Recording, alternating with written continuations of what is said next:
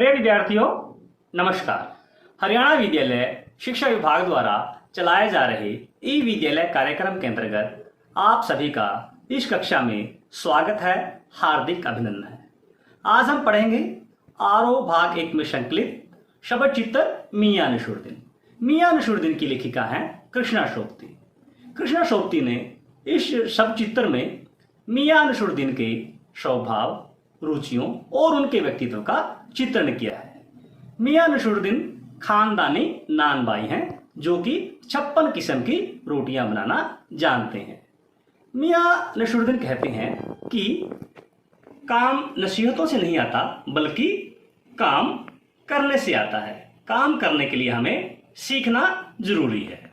आइए सबसे पहले हम जानते हैं कृष्णा सोबती के साहित्यिक परिचय के बारे में। हिंदी कथा साहित्य में कृष्णा सोबती की विशिष्ट पहचान है।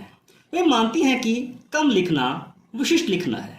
यही कारण है कि उनके संयमित लेखन और साफ सुथरी रचनात्मकता ने अपना एक नया पाठक वर्ग बनाया है। कृष्णा सोबती का जन्म 18 फरवरी 1925 को गुजरात, पश्चिमी पंजाब में हुआ, जो वर्तमान समय में पाकिस्तान में स्थित है।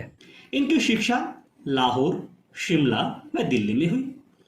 इन्होंने भारत पाकिस्तान विभाजन की त्रासदी को अपनी आंखों से देखा था। कृष्णा सोबती गणना हिंदी साहित्य के प्रमुख साहित्यकारों में होती है। बहुमुखी प्रतिभा की धनी कृष्णा सोबती ने गद्य साहित्य की अनेक विधाओं पर लेखनी चलाई है। उनके कई उपन्यासों, लंबी कहानियों और संस्मरणों ने हिंदी साहित्य जगत में दीर्घजीवी उपस्थिति दर्ज की है। उन्होंने हिंदी साहित्य को अनेक यादगार चरित्र दिए हैं जिन्हें अमर कहा जा सकता है, जैसे मित्रों, शहानी, हशमत आदि। उनके द्वारा रचित उपन्यासों में जिंदगी नामा, दिलो दानिश, ए लड़की, समय सरगम आदि प्रमुख है। उपन्यासों के साथ साथ डार से बिछुड़ी, मित्रों मरजानी, बादलों के घेरे, सूरजमुखी अंधेरे के आदि उनके प्रसिद्ध कहानी संग्रह है। कृष्णा सोबती ने हम हशमत, शब्दों के आलोक में आदि संस्मरण एवं शब्द चित्र भी लिखे हैं। कृष्णा सोबती को विभिन्न रचनाओं के लिए सम्मानित भी किया गया है। उन्हें हिंदी साहित्य अकादमी सम्मान, हिंदी अकादमी का शलाका सम्मान व अनेक राष्ट्रीय पुरस्कार प्राप्त हुए हैं। वे साहित्य अकादमी की महत्व सदस्य भी रही हैं। प्रिय विद्यार्थियों, अब हम जानते हैं कृष्णा सोबती के साहित्य की प्रमुख विशेषताओं के बारे में। भारत पाकिस्तान विभाजन की त्रासदी पर जिन लेखकों ने हिंदी में कालजयी रचनाएं लिखी हैं, उनमें कृष्णा सोबती का नाम पहली कतार में रखा जाएगा। बल्कि यह कहना उचित होगा कि यशपाल के झूठा सच, राही मासूम रजा के आधा गांव और भीषम शाहनी के तमस के साथ साथ कृष्णा सोबती का जिंदगी नामा इस प्रसंग में एक विशिष्ट उपलब्धि है। कृष्णा सोबती की रचनाओं में मानवीय संवेदना, नारी जीवन से जुड़ी समस्याओं व सामाजिक समस्याओं का यथार्थ वर्णन मिलता है। संस्मरण के क्षेत्र में हम हशमत शीर्षक से उनकी कृति का विशिष्ट स्थान है, जिसमें अपने ही एक दूसरे व्यक्तित्व के रूप में उन्होंने हशमत नामक चरित्र का सृजन कर एक अद्भुत प्रयोग का उदाहरण प्रस्तुत किया है। उनकी रचनाओं में चित्रित पात्र हमारे आसपास के सामान्य लोग ही हैं। जब हम उनकी रचनाओं को पढ़ते हैं तो ऐसा प्रतीत होता है कि हमारे आसपास के जो व्यक्ति हैं वो उनकी रचनाओं में दृष्टिगोचर होते हैं। प्रिय विद्यार्थियों, साहित्यिक विशेषताओं के बाद आइए बात करते हैं कृष्णा सोबती की भाषा शैली की। कृष्णा सोबती की रचनाओं में भाषा के विविध प्रयोग देखने को मिलते हैं। उन्होंने हिंदी कथा भाषा को एक विलक्षण ताजगी दी है। संस्कृत निष्ठ शब्द, उर्दू का बांकपन, पंजाबी की जिंदादिली, ये सब एक साथ उनकी रचनाओं में मौजूद हैं। उन्होंने पात्रों एवं प्रसंगों के अनुकूल भाषा का सुंदर प्रयोग किया है। कृष्णा सोबती की रचनाओं में अभिधा, लक्षणा व व्यंजना शब्द शक्तियों का समावेश है। उनकी भाषा भाव, विषय तथा प्रसंगों को पूर्णतः स्पष्ट करने में सक्षम है। मुहावरों और लोकोक्तियों का सटीक एवं सार्थक प्रयोग किया गया है। कृष्णा सोबती के साहित्यिक परिचय के बाद आइए बात करते हैं मियां नसीरुद्दीन की। मियां नसीरुद्दीन पाठ एक शब्द चित्र है जो हम हशमत नामक संग्रह से लिया गया है। इसमें खानदान नानबाई मियां नसीरुद्दीन के व्यक्तित्व, रुचियों और स्वभाव का शब्द चित्र खींचा गया है। मियां नसीरुद्दीन अपने मसीहाई अंदाज से रोटियां पकाने की कला और उसमें अपनी खानदानी महारत को बताते हैं। वे ऐसे इंसान का प्रतिनिधित्व करते हैं जो अपने पेशे को कला का दर्जा देते हैं और करके सीखने को असली हुनर मानते हैं। लेखिका ने मियां नसीरुद्दीन का चित्र इस तरह से खींचा है, उसका पूरा व्यक्तित्व हमारी आंखों के सामने घूमने लगता है। जब हम मियां नसीरुद्दीन शब्द चित्र पढ़ते हैं तो ऐसा प्रतीत होता है मानो मियां नसीरुद्दीन हमारे सामने खड़े हों। आइए लेखिका के साथ चलते हैं खानदानी नानबाई मियां नसीरुद्दीन की दुकान पर। कहानी कुछ यूं शुरू होती है। एक दिन लेखिका दोपहर के समय दिल्ली में जामा मस्जिद के मटिया महल मोहल्ले की ओर से गुजर रही थी। एक निहायत मामूली अंधेरी सी दुकान जहां पटापट आटे का ढेर साना जा रहा था, संते ढेर को देखकर लेखिका ठिठक गई। उसने सोचा शायद यहां सेवैयां बन रही होंगी। पूछने पर मालूम हुआ कि यह तो खानदानी नानबाई मियां नसीरुद्दीन की दुकान है। मियां मशहूर हैं 56 किस्म की रोटियां बनाने के लिए। बच्चों, नानबाई का अर्थ है तरह तरह की रोटी बनाने और बेचने का काम करने वाला। लेखिका ने दुकान के अंदर झांका तो पाया मियां चारपाई पर बैठे बीड़ी का मजा ले रहे थे। उसका चेहरा मौसमों की मार से पका हुआ था। उसकी आंखों में काइयां भोलापन और माथे पर कुशल कारीगर के तेवर थे। मियां लेखिका को ग्राहक समझकर कहता है, फरमाइए। लेखिका झिझकते हुए कहती है, आपसे कुछ सवाल पूछने थे, आपको वक्त हो तो? मियां नसीरुद्दीन ने पंच हजारी अंदाज से सिर हिलाते हुए कहा, निकाल लेंगे वक्त थोड़ा, पर यह कहिए आपको पूछना क्या है? मियां नसीरुद्दीन लेखिका को घूर कर देखते हैं और कहते हैं, कहीं आप अखबार नवीस अर्थात पत्रकार तो नहीं हो? हम तो अखबार बनाने वाले और पढ़ने वाले दोनों को निठल्ला समझते हैं। वे कहते हैं, खैर आपने यहां तक आने की तकलीफ उठाई तो पूछिए, क्या पूछना चाहते हैं? लेखिका कहती है, तरह तरह की रोटियां पकाने की कला आपने कहां से सीखी? मियां नसीरुद्दीन कहते हैं, क्या नानबाई यह काम सीखने के लिए किसी नगीना साज, आईना साज, मीना साज, रफूगर, रंगरेज या तेली तंबोली के पास जाएगा? प्यारे बच्चों, नगीना साज का अर्थ होता है नगीना जड़ने वाला, मीना साज का अर्थ है मीनाकारी करने वाला और रंगरेज का अर्थ होता है कपड़ा रंगने वाला। मियां नसीरुद्दीन बताते हैं, नानबाई तो हमारा खानदानी पेशा है।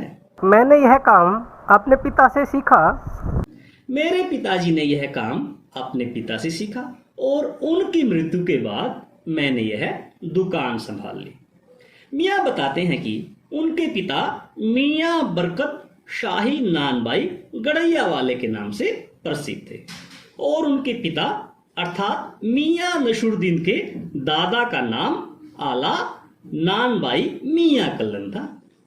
लेखिका पूछती है, आपको इन दोनों में से किसी की कोई नसीहत याद तो होगी? मियां नसीरुद्दीन फरमाते हैं, काम को नसीहतों से नहीं सीखा जाता, बल्कि काम तो करने से समझ में आता है। लेखिका भट्टी की ओर इशारा करते हुए कहती है, जब आप इस काम पर लगे तो वालिद साहब ने सीख के तौर पर कुछ तो कहा होगा।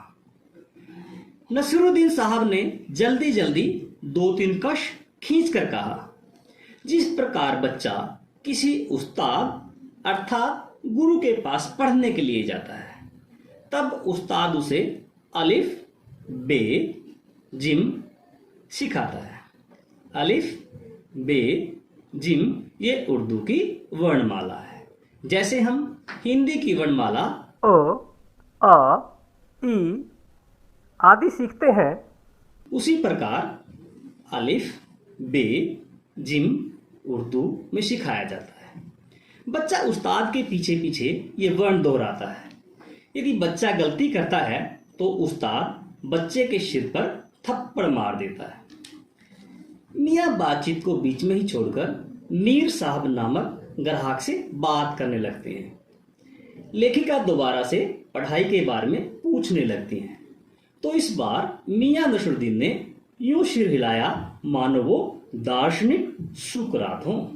वे कहते हैं, हाँ, एक दूसरी पढ़ाई भी होती है। सुनिए, अगर बच्चे को मदरसे भेजा तो बच्चा न कच्ची में बैठा, न वह बैठा पक्की में, न दूसरी में, और जो जा बैठा तीसरी में।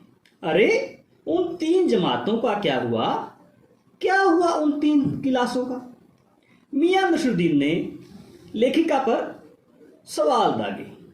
वे कहते हैं, बस इतना समझ लो, कोई भी व्यक्ति सीधे सीधे नान बाई का काम नहीं सीख सकता।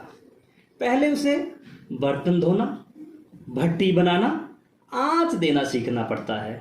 इसलिए तालीम की तालीम भी बड़ी चीज होती है।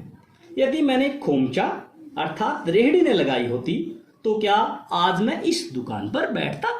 मियाँ को खोमचे वाले दिनों में भटकते देख लेखिका ने बात का रुख मोड़ते हुए कहा, आपने खानदानी नानबाई होने का जिक्र किया, क्या यहाँ और भी नानबाई हैं? मियाँ कहते हैं, नानबाई तो बहुत हैं, परंतु हमारे जैसा खानदानी नानबाई कोई नहीं है। एक बार हमारे बुजुर्गों से बादशाह सलामत ने यूं कहा, मियाँ नानबाई, कोई नई चीज खिला सकते हो? बादशाह सलामत ने फरमाया, कोई ऐसी चीज बनाओ जो न आग से पके न पानी से बने। मियाँ ने बताया कि हमारे बुजुर्गों ने ऐसी चीज बनाई और बादशाह ने उसे खाकर खूब सराहा। बेसब्री से लेखिका ने पूछा, वह पकवान क्या था? कोई खास ही चीज होगी। मियाँ कुछ देर सोच में खोए रहे, बड़ी रुखाई से बोले, यह हम न बतावेंगे, बस आप इतना समझ लीजिए, एक कहावत है, खानदानी नानबाई कुएं में भी रोटी पका सकता है। लेखिका ने पूछा कि क्या यह कहावत सच्ची है? इस पर मियाँ को क्रोध आ गया और उसने कहा, क्या झूठ से रोटी पक सकती है? इस बीच मियाँ ने किसी और को पुकारा, मियाँ रहमत, इस वक्त किधर को? अरे वह लौंडिया ना आई रुमाली लेने, शाम को मंगवा लीजिए। लेखिका ने मियाँ से एक और सवाल पूछने की अनुमति मांगी। मियाँ ने बीड़ी सुलगा ली थी, सो कुछ फुर्ती पा गए थे। पूछिए। अरे बात ही तो पूछिएगा, जान तो न लेवेंगे, उसमें भी अब क्या देर। 70 के हो चुके वालिद मरहूम तो कूच किए, पर क्या मालूम हमें इतनी मोहलत मिले न मिले। लेखिका ने पूछा, आपके बुजुर्ग दिल्ली के किस बादशाह के यहाँ काम करते थे? इस पर मियाँ झुंझला उठते हैं, कहते हैं, आप क्यों बाल की खाल निकालना चाहती हैं?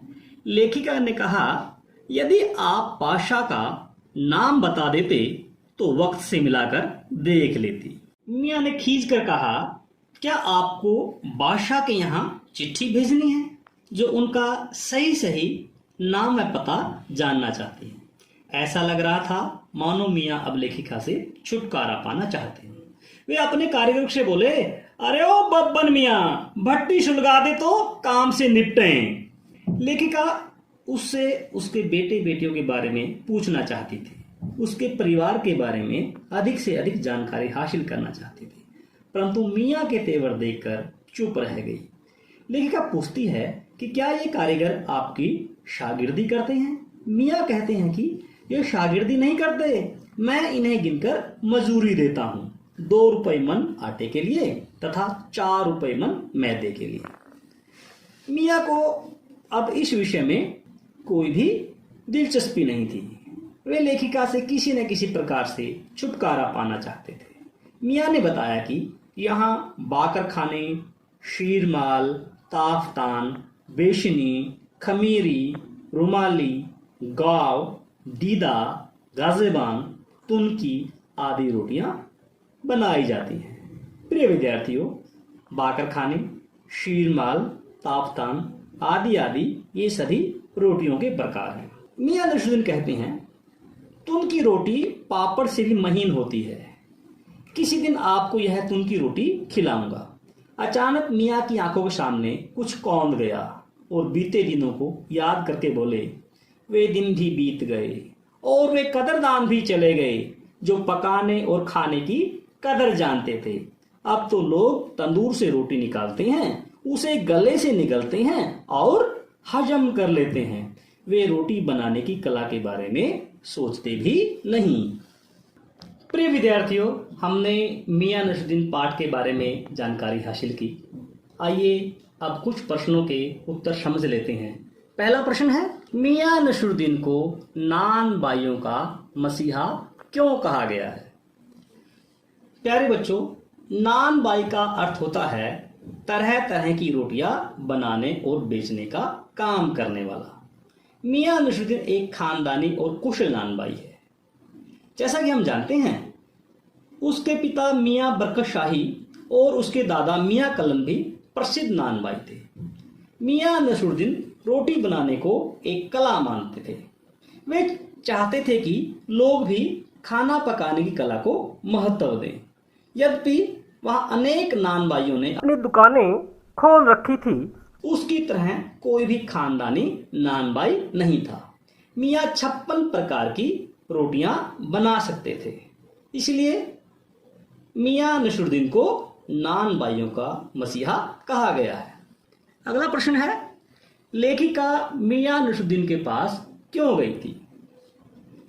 एक दिन लेखिका किसी काम से दिल्ली की जामा मस्जिद के निकट स्थित मटिया महल के गड़िया मोहल्ले की ओर जा रही थी। एक निहायत मामूली अंधेरी सी दुकान पर पटापट आटे का ढेर संते देख वह ठिठक गई। उसने सोचा कि वहां पर सेवैयां बनाने की तैयारियां चल रही होगी। वहां उसे पता चला कि यह तो खानदानी नान बाई मियाँ नसरुद्दीन की दुकान है। मियाँ मशहूर हैं 56 किस्म की रोटियां बनाने के लिए। लेखिका मियाँ के बारे में अधिक से अधिक जानकारी हासिल करना चाहती थी, इसलिए लेखिका मियाँ नसरुद्दीन के पास दुकान में गई थी। अगला प्रश्न है, बादशाह के नाम का प्रश्न आते ही लेखिका की बातों में मियाँ नसरुद्दीन की दिलचस्पी क्यों खत्म होने लगी? मियाँ नसरुद्दीन अपनी बात को बहुत बढ़ा चढ़ाकर बताने वाले व्यक्ति हैं। वह खुद को खानदानी नान बाई बताते हैं। उनके बुजुर्गों ने बादशाह के बावर्ची खाने में काम किया था, परंतु सच्चाई तो यह है, इस दुकान पर बैठने से पहले मियाँ नसरुद्दीन खोमचा लगाया करते थे। लेखिका उससे बार बार उस बादशाह का नाम पूछती है जिसके वहां उसके बुजुर्गों ने नान बाई का काम किया था। लेखिका जब भी बादशाह का प्रसंग छेड़ती है तो मियाँ झेंप जाते हैं। उसे डर था कि कहीं उसका झूठ न पकड़ा जाए, इसीलिए बादशाह के नाम का प्रसंग आते ही लेखिका की बातों में उसकी दिलचस्पी खत्म हो जाती है। पाठ में मियाँ नसरुद्दीन का शब्द चित्र लेखिका ने कैसा खींचा है? कृष्णा सोबती ने इस पाठ में मियाँ नसरुद्दीन का शब्द चित्र बहुत ही सजीव और प्रभावशाली ढंग से खींचा है। उसके मन के भाव, चेहरे व आंखों की मुद्रा आदि का वर्णन करके उन्होंने उसके आंतरिक व्यक्तित्व को भी स्पष्ट किया है। 70 वर्षीय मियाँ अपने काम में अत्यंत निपुण हैं, परंतु लेखिका के प्रति उसका व्यवहार बहुत ही रूखा और उपेक्षा से भरा है। मियाँ कहते हैं, नसीहतों से काम नहीं सीखा जा सकता, बल्कि काम करने से ही काम सीखा जा सकता है। उसकी आंखों में काइयां भोलापन है, उसकी बातों में बड़ बोलापन झलकता है। वह खुद को खानदानी नानबाई बताता है। वह अपने बुजुर्गों के बारे में कहता है, बादशाह सलामत ने भी मेरे बुजुर्गों के हाथों का बना पकवान खाया है, परंतु वह बादशाह का नाम नहीं बताता। अतः हम कह सकते हैं कि लेखिका ने मियां नसरुद्दीन के व्यक्तित्व, भावों, विचारों आदि से युक्त उसका बड़ा ही सुंदर व सजीव शब्द चित्र खींचा है। मियां नसरुद्दीन पाठ का उद्देश्य स्पष्ट कीजिए। प्रिय विद्यार्थियों, जैसा कि हम जानते हैं, मियां नसरुद्दीन शब्द चित्र हम हशमत नामक संग्रह से लिए गया है, जिसमें खानदानी नानबाई मियां नसरुद्दीन के व्यक्तित्व, रुचियों, स्वभाव और बड़बोलेपन का चित्रण किया गया है।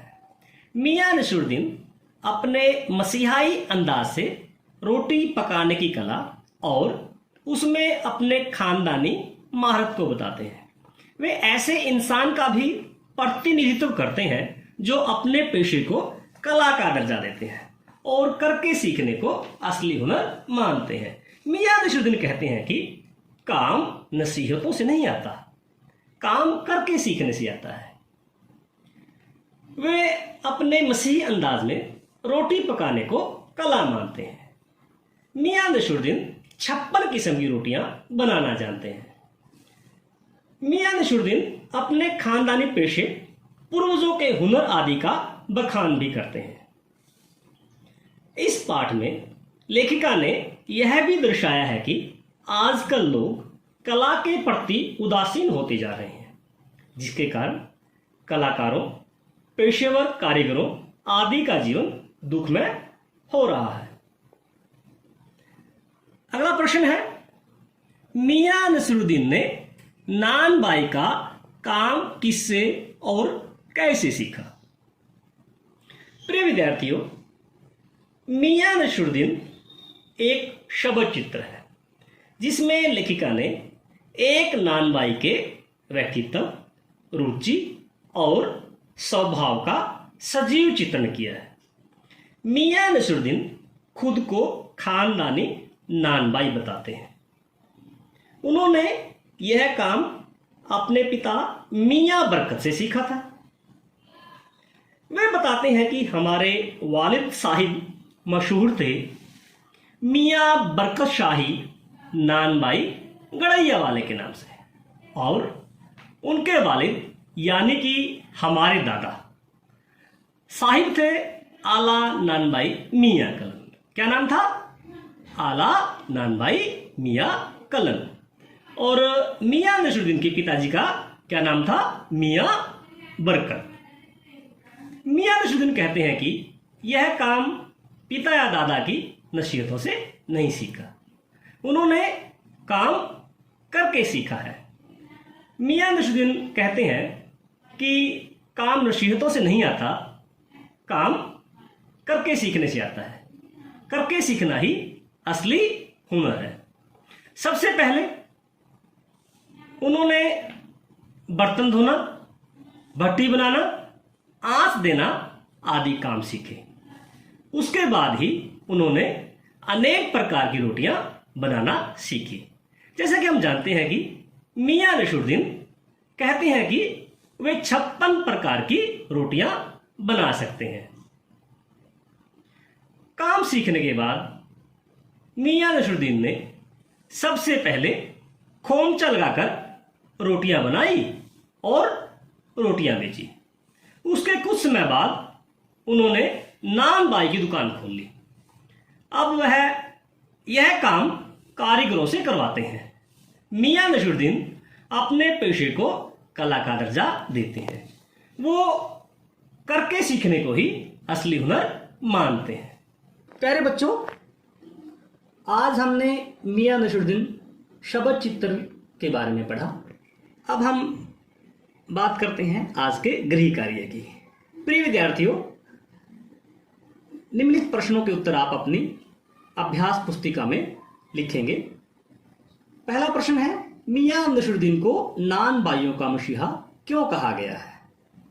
अगला प्रश्न, लेखिका मियां नसरुद्दीन के पास क्यों गई थी? बादशाह के नाम का प्रश्न आते ही लेखिका की बातों में मियां नसरुद्दीन की दिलचस्पी क्यों खत्म होने लगी? प्रश्न संख्या 4, पाठ में मियां नसरुद्दीन का शब्द चित्र लेखिका ने कैसा खींचा है? आज की कक्षा में हमने कृष्णा सोबती के बारे में जाना, उनका जीवन परिचय, उनके द्वारा रचित रचनाएं, उनको प्राप्त हुए सम्मान, उनकी भाषा शैली और उनकी साहित्यिक विशेषताओं के साथ साथ हमने मियां नसरुद्दीन शब्द चित्र के बारे में जाना। कृष्णा सोबती ने मियां नसरुद्दीन के व्यक्तित्व, उनकी रुचियों और उनके स्वभाव के बारे में बताया है। मियां नसरुद्दीन खानदानी नानबाई हैं जो कि 56 प्रकार की रोटियां बनाना जानते हैं। मियां नसरुद्दीन कहते हैं कि काम नसीहतों से नहीं आता, काम करने से आता है, काम हमें सीखना पड़ता है। इसके साथ साथ हमने अभ्यास के प्रश्नों के उत्तर भी समझे। प्रिय विद्यार्थियों, आज के गृह कार्य के रूप में जो अभ्यास के प्रश्न हैं, उन प्रश्नों के उत्तर आप अपनी अभ्यास पुस्तिका में लिखेंगे और अपने अध्यापक को उन्हें जांच हेतु प्रेषित करेंगे। जो भी इस पाठ में समस्याएं हैं, उनके शंका समाधान के लिए आप अपने विषय अध्यापक से संपर्क करेंगे। धन्यवाद। जल्द ही मिलते हैं नई कक्षा में।